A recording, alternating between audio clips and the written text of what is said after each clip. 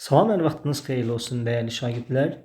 Belə bir suala baxaq. Burada deyir ki, A çıxılsın B 12-dir, birləşməsi 18-dir, kəsməsi 4 olarsa, B çoxluğunda olan elementlərinin sayını tap deyir. Şöyle biz burada Venn diaqramı ilə yazsaq, cavabımız çox gözəl şəkildə alınacaq. Məsələn, bir çoxluğa deyək ki, bura A çoxluğudur, bu B çoxluğu. Deyir ki, A'dan B-ni çıxanda yalnız A'da olan, baxın bu hissədə qalanlar sayı 12 dənədir. Yazıram 12.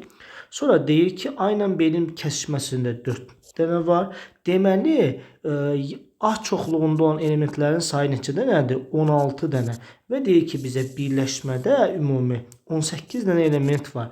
Onda bu ikisinin cəmi 16'dır. Onda neçə olmalıdır ki? Burada neçə yazmalıyım ki, cəmi 18 eləsin. Birləşmədə hamısı olmalıdır.